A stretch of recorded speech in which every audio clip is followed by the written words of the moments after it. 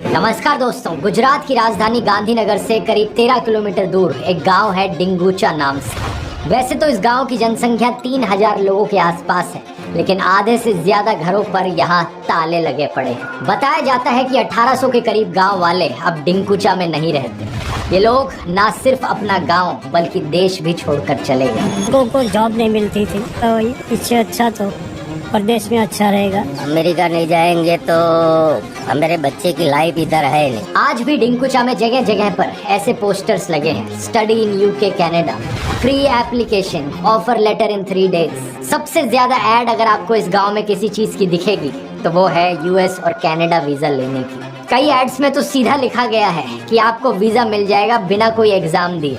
जनवरी 2022 की बात है। अपने गांव में बाकी लोगों को अमेरिका जाता देख डिंगुचा के एक परिवार ने यही करने का फैसला किया। 29 साल के जगदीश पटेल अपनी पत्नी और 2 बच्चों के साथ कनाडा की फ्लाइट पकड़ते हैं। अपने गांव में पहले ये एक टीचर की नौकरी किया करते थे और बाद में अपने भाई के गारमेंट बिजनेस में हाथ बटाते थे, लेकिन इनकी कमाई, पूरे परिवार की महीने की कमाई सिर्फ 9 से 10 हजार रुपए हो पाती थी। जाहिर सी बात है, पैसों की कमी के चलते और बेरोजगारी की वजह से इन्होंने ये फैसला लिया। बड़ी मुश्किल से 65 लाख रुपए इकट्ठे कर पाते हैं एक एजेंट को देने के लिए, जो इन्हें अमेरिका तक लेकर जाएगा डोंकी प्रोसेस के थ्रू। इनकी पत्नी वैशाली बेन का सपना था कि वो अमेरिका में जाकर एक ब्यूटी सैलून में काम करे, और जगदीश अपने बच्चों को बेहतर एजुकेशन देना चाहते थे। इस आखिरी उम्मीद में ये अपना गांव छोड़ते हैं और 12 जनवरी को टोरंटो की फ्लाइट पकड़ते हैं। इस डोंकी प्रोसेस का मतलब था कि इनका एजेंट इन्हें यूएस कनाडा बॉर्डर के पास तक ड्रॉप कर देगा और बाकी रास्ता इन्हें पैदल चलकर जाना होगा और अमेरिकन बॉर्डर इलीगली क्रॉस करना होगा। और टोरंटो में लैंड करने के बाद करीब 1 हफ्ता ही बीता था कि पुलिस को पूरे परिवार की लाशें मिलती हैं बॉर्डर से सिर्फ 12 मीटर दूर।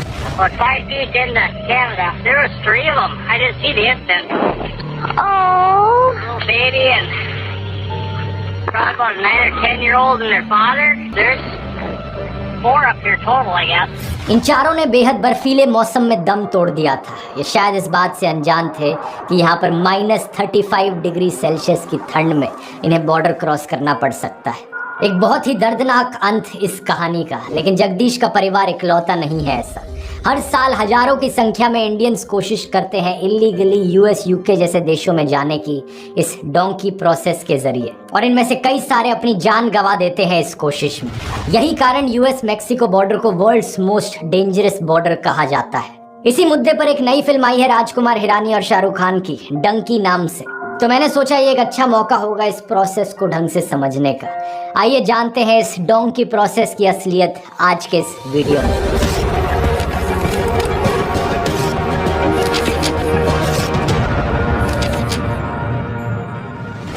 ये जो पूरा प्रोसेस है दोस्तों, बिना वीजा के किसी देश में जाने का, बैकडोर इलीगल एंट्री करने का, इसे डोंकी फ्लाइट या डोंकी प्रोसेस का नाम दिया जाता है। शुरुआत में इस शब्द को सिर्फ यूके के लिए इस्तेमाल किया जाता था। कई इंडियंस यूके तक इस तरीके से जाने के लिए पहले यूरोप की शेंगन जोन में जाते थे।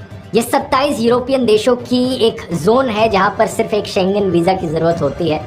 इनमें से किसी भी देश का वीजा हो तो बिना दूसरे देश के वीजा के बॉर्डर क्रॉस किया जा सकता है। हालांकि यूके कभी भी शेंगन जोन का हिस्सा नहीं रहा, लेकिन यूरोप काफी पास आ जाता है यूके के। लोग अलग अलग तरीकों से यूरोप के थ्रू होते हुए यूके घुसने की कोशिश करते थे। कुछ लोग ट्रकों में ट्रैवल करते, कुछ लोग गाड़ियों में, तो कुछ लोग पैदल चलकर घंटों घंटों तक ये सफर तय करते। माइग्रेशन पॉलिसी इंस्टीट्यूट की एक स्टैटिस्टिक बताती है कि आज से 10 साल पहले भी हर महीने करीब 150 इंडियंस को डिपोर्ट किया जाता था यूके से। लेकिन आज के दिन ये डोंकी प्रोसेस हर तरीके की बैकडोर एंट्रेंस के लिए इस्तेमाल किया जाता है। ज्यादातर लोग आज के दिन यूके की जगह अमेरिका जाने की सोचते हैं इस डोंकी प्रोसेस के जरिए। इंडिया में हजारों वीजा एजेंसीज और कंपनीज हैं जो ये काम करवाती हैं। इन कंपनीज में जो एजेंट्स लोगों को इधर से उधर ट्रांसपोर्ट करने का काम करते हैं, इन्हें डोंकर्स कहा जाता है। सबसे ज्यादा इलीगल इमिग्रेंट्स एक्सपोर्ट करने के लिए इंडिया में 2 स्टेट्स बहुत फेमस हैं, गुजरात और पंजाब। लेकिन रीसेंट ईयर्स में बढ़ती बेरोजगारी के चलते हरियाणा भी इस मुकाबले में काफी आगे निकल गया है। कितना प्राइस ये एजेंसीज चार्ज करती हैं ये डिपेंड करता है कि आप इनका कौन सा पैकेज लोगे।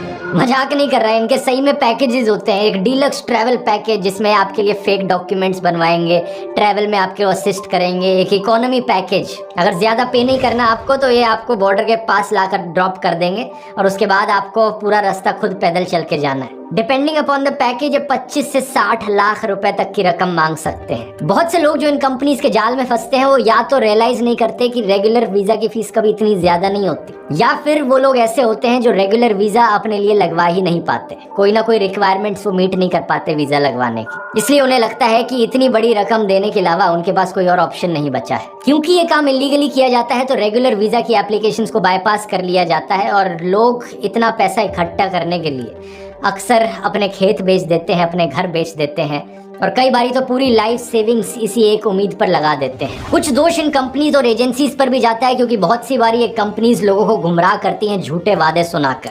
ये कहती हैं कि हम ना सिर्फ आपको बड़ी आसानी से अमेरिका तक पहुंचा देंगे बल्कि वहां पर ढेर सारी जॉब अपॉर्चुनिटीज भी मिलेंगी आपको, और जो असली मुसीबतें आएंगी इस सफर में और जो लीगल प्रोसेसेस का आपको सामना करना पड़ेगा, इन सब चीजों को छुपा कर रखते हैं। जो लोग इन चीजों के बारे में ज्यादा जानते नहीं वो इस जाल में फंस जाते हैं। यहाँ एक इन्फॉर्मेशन गैप है जिसे एक्सप्लॉइट किया जा रहा है इन कंपनीज के द्वारा। लेकिन आज के दिन चैट जीपीटी जैसे एआई पटेल परिवार जिनकी बात मैंने वीडियो के शुरू में करी थी, उनकी कहानी पर वापस आए तो उन्होंने ज्यादा लोगों को बताया नहीं था कि वो कहाँ जा रहे हैं। 12 जनवरी को टोरंटो पहुंचने के बाद वो कनाडा के मनीटोबा प्रोविंस में गए जो कि करीब 2100 किलोमीटर दूर है टोरंटो से। एक हफ्ते बाद उन्हें एमरसन टाउन के पास ड्रॉप किया गया। ये एक छोटा सा टाउन है, आप नक्शे पर देख सकते हैं, अमेरिकन बॉर्डर के दूसरी तरफ नॉर्थ डकोटा और मिनेसोटा के पास। जब इनकी बॉडीज पाई गई तो उनके आसपास कोई गाड़ी या वैन का नामो निशान तक नहीं था। इसका मतलब था कि ये काफी समय से चल रहे थे। और सेम दिन जब इनकी बॉडीज मिली तो कैनेडियन साइड पर एक 47 साल के यूएस सिटीजन स्टीव शैंड को भी अरेस्ट किया गया,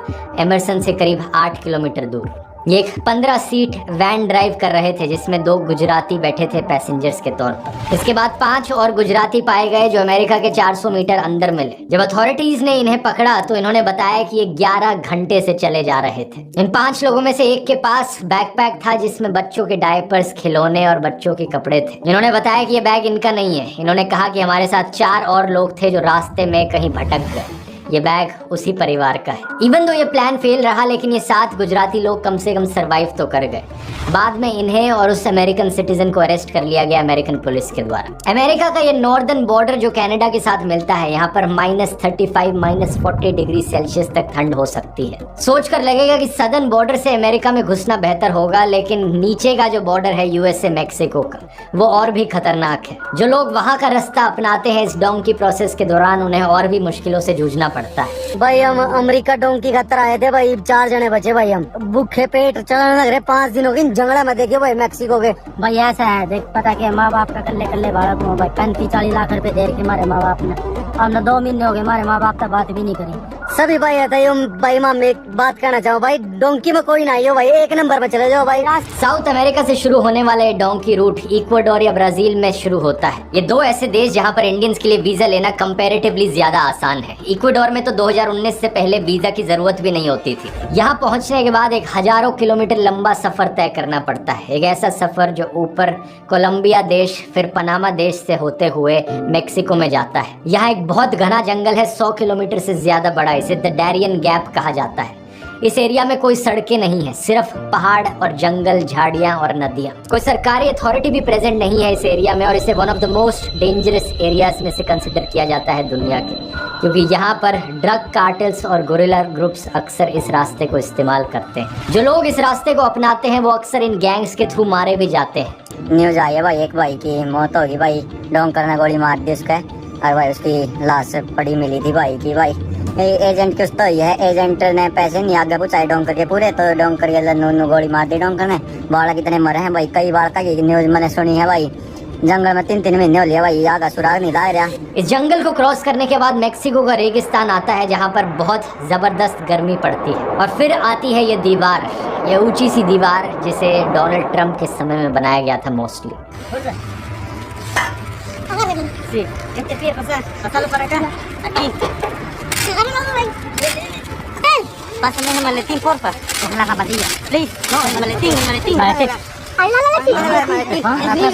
इसे क्रॉस कर पाना भी एक बहुत बड़ा चैलेंज है और ये रास्ता इतना खतरनाक है कि 2021 के इस आर्टिकल को देखिए। इसे एक साल में 650 से ज्यादा लोग मारे गए इस यूएस मैक्सिको बॉर्डर को क्रॉस करते हुए। जाहिर सी बात है, यहाँ पर सवाल उठता है, ये रास्ता इतना खतरनाक जानलेवा होने के बावजूद भी लोग इस डोंकी प्रोसेस में क्यों लाखों रुपए खर्च करते हैं और अपनी जान दांव पर लगाते हैं। मोटे मोटे तौर पर देखा जाए तो 3 कारण हैं इसके पीछे। सबकी बात करते हैं एक एक करके। सबसे पहला और सबसे बड़ा कारण है इकोनॉमिक अपॉर्चुनिटीज। ये वो लोग हैं जो देश के बाहर जाना चाहते हैं बेहतर अपॉर्चुनिटीज के लिए, बेहतर जिंदगी के लिए। ये लोग अक्सर अमेरिकन ड्रीम के सपनों से बड़ा प्रभावित होते हैं। इन्हें लगता है कि एक बार अमेरिका पहुंच गए तो हमारी जिंदगी बदल जाएगी। आमतौर पर जो लोग अपर क्लास या अपर मिडिल क्लास से होते हैं वो लोग भी अक्सर सेम रीजंस की वजह से देश से बाहर जाना चाहते हैं, लेकिन उनके पास लीगल तरीके बहुत होते हैं। उनकी अच्छी नौकरियां होती हैं तो वो बाहर अच्छी नौकरियों के लिए अप्लाई कर सकते हैं, या फिर उनकी एजुकेशनल क्वालिफिकेशंस होती हैं कि वो स्टूडेंट के तौर पर बाहर जाकर यूनिवर्सिटीज में पढ़ाई कर सकें। लेकिन जो लोअर मिडिल क्लास के लोग होते हैं उनके पास ये लीगल रास्ते लेने के या तो पैसे नहीं होते या क्वालिफिकेशंस नहीं होती। मितेश त्रिवेदी एक ऐसे ही इंसान जो 30 साल पहले इंडिया छोड़कर कनाडा गए, बीबीसी को बताते हैं कि ये एक हाईली एजुकेटेड इंजीनियर थे इंडिया में, लेकिन ये ऊपर नहीं उठ पा रहे थे। I was born lower middle class, if I had stayed I would have died lower middle class. साल 2000 में इन्हें कैनेडियन सिटीजनशिप मिल गई थी और अभी एक प्रॉफिटेबल रेस्टोरेंट चलाते हैं कनाडा में। ऐसे कई मितेश त्रिवेदी देश के अलग अलग हिस्सों में पाए जाते हैं। जब ऐसे सक्सेसफुल केसेस अपने परिवार और दोस्तों को अपनी कहानियां सुनाते हैं तो उनके अंदर भी उम्मीद जागती है और धीरे धीरे करके और लोग मोटिवेट होते हैं इसी रास्ते को अपनाने में। इन सक्सेसफुल केसेस की कहानियां सुनकर इन परिवारों में अक्सर एक सोसाइटियल प्रेशर या फैमिली प्रेशर वाला एंगल भी आ जाता है। अगर किसी गांव से हर दूसरा इंसान देश से बाहर अमेरिका में जा रहा है तो कुछ लोगों को लगता है कि भाई इज्जत का सवाल है, हमारे परिवार में से भी एक ना एक तो होना चाहिए जो देश के बाहर जाकर अमेरिका में सेटल हुए, नहीं तो क्या इज्जत रह जाएगी हमारे परिवार की हमारे गांव में। मतलब डिंगूचा में अगर बच्चा पैदा हुआ है तो अमेरिका जाएगा। हाँ, बस वो एक गज बस दे गज નથી 10 થી આગળનું ભણતર દેખાતું નથી, ખેતી કરવી નથી, કોઈ વેપાર ધંધા કરવા, ફક્ત ને ફક્ત એક જ ધૂન કે ભાઈ અમેરિકા જવું છે। इसके रिगार्डिंग अगर आप डेटा देखोगे तो बहुत शॉकिंग है। इस चार्ट को देखिए। यूएस कस्टम्स और बॉर्डर प्रोटेक्शन के अनुसार कितने इंडियंस एक्चुअली में इलीगली अमेरिकन बॉर्डर्स में घुसे, साल भर साल ये नंबर कितनी तेजी से बढ़ता गया है। 2013 में ये नंबर नेग्लिजिबल होता था, लेकिन 2017 और इनफैक्ट 2019 के बाद से देखिए कितना बड़ा यहाँ पर इंक्रीज देखने को मिला। 2020 से लेकर 21 के बीच में 30,000 से ज्यादा इंडियंस ने ये किया।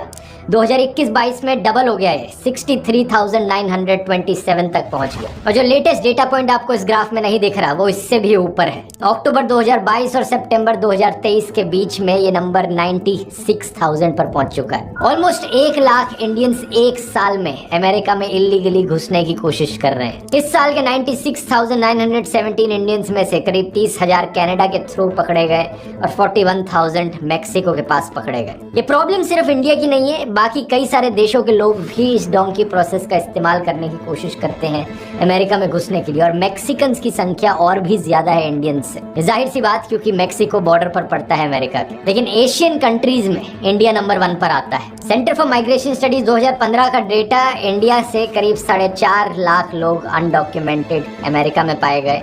चाइना का ये नंबर इंडिया से थोड़ा सा कम है, ऑलमोस्ट 4 लाख पर, और बाकी और देशों के नंबर्स आप स्क्रीन पर देख सकते हो। अब बात करते हैं दूसरे कारण की जिसकी वजह से लोग ये कर रहे हैं, जो कि है बढ़ती बेरोजगारी देश में। यही कारण है जिसकी वजह से बहुत से हरियाणवी लोगों ने पिछले कुछ सालों में ये किया है, क्योंकि Centre for Monitoring Indian Economy सितंबर 2022 की रिपोर्ट के अनुसार हरियाणा का अनएम्प्लॉयमेंट रेट देश में नंबर 1 पर है। हरियाणा में हाईएस्ट अनएम्प्लॉयमेंट देखने को मिलती है। 37.3% लोग बेरोजगार हैं, जो कि 4 गुना ज्यादा है नेशनल एवरेज से। और ये ऑफ कोर्स रूरल हरियाणा में शहरों के बाहर सबसे ज्यादा देखने को मिल रहा है। ये लोग अपनी असल जिंदगी में अपने देश में इतनी बुरी हालतों में जी रहे हैं कि इन्हें लगता है कि इस जानलेवा रास्ते को चुनना अभी के हालातों से तो बेहतर होगा। हजारों गाँव में बेरोजगार लोग अपने परिवार की जमीन बेच रहे हैं, सोना बेच रहे हैं, ताकि इस काम के लिए पैसे इकट्ठे किए जा सके। ढाटरथ, मोरखी और कलवा कुछ गाँव है हरियाणा के जींद डिस्ट्रिक्ट में जो डोंकी सीकर्स का हब बन गए। ये लोग अक्सर एक और रास्ता अपनाते हैं, दुबई जाना टूरिस्ट वीजा पर और शेडी होटल्स में रुकना बिना प्रॉपर खाने के, और सीक्रेट कंटेनर्स में बैठ के एक से दूसरे देश में जाना। एक ऐसे ही 20-21 साल के हरियाणवी लड़के निश्चय शर्मा ने अपनी कहानी सुनाई। कि वो पढ़ाई में कमजोर होने के चलते स्टूडेंट या जॉब वीजा लेकर बाहर नहीं जा सकता था, तो इसलिए उसने डोंकी फ्लाइट का रास्ता अपनाया। इसके अनुसार ये बड़ा लकी था, 5 महीने के अंदर अंदर ही पहुंच गया। कैलिफोर्निया गया 9 अलग अलग देशों को पार करते हुए, कभी जंगलों से तो कभी एक्सट्रीम वेदर से गुजरते हुए। ये कहता है कि कई बार इस जर्नी को करने में 2 साल तक का समय लग सकता है। बहुत से लोगों को मारा जाता है, लॉकअप में डाला जाता है और कई तो मारे भी जाते हैं इस रास्ते में। हरियाणवी यूथ का कहना है कि वो परेशान हो गए हैं इस जॉबलेसनेस की टॉक्सिक साइकिल से और एंट्रेंस एग्जाम के पेपर लीक की खबर सुनकर। लेकिन बहुत से लोग सही मायनों में ये रियलाइज नहीं करते कि इस रास्ते को अपनाना कितना खतरनाक हो सकता है। फिर आता है दोस्तों तीसरा कारण डोंकी बनने के पीछे, जो कि है एस्केपिंग पॉलिटिकल प्रोसिक्यूशन। जो लोग अपने देश से भागते हैं क्योंकि उनके खिलाफ अत्याचार हो रहा था या डिस्क्रिमिनेशन हो रही थी। अब टेक्निकली देखा जाए तो बॉर्डर पेट्रोल के अनुसार ये सबसे बड़ा रीजन है जो लोग रिपोर्ट करते हैं। लेकिन क्या एक्चुअली में ये सबसे बड़ा कारण है डोंकी फ्लाइट लेने के पीछे? यहाँ एक इंटरेस्टिंग बात आपको बताना चाहूंगा। जो लोग डोंकी का रास्ता अपनाते हैं वो लोग बॉर्डर क्रॉस करने के बाद क्या करते हैं, कभी सोचकर देखा है? क्या वो पुलिस से छुपते घूमते हैं और छुप छुप कर अपनी नई जिंदगी की शुरुआत करते हैं? ऐसा नहीं है। ज्यादातर लोग खुद ही अपने आप को बॉर्डर पेट्रोल के हवाले कर देते हैं। बॉर्डर क्रॉस करते ही जो गार्ड्स खड़े होते हैं खुद ही अपने आप उनके साथ चले जाते हैं, उनसे भागने की बजाय। और इसके पीछे कारण है असाइलम सीख करना।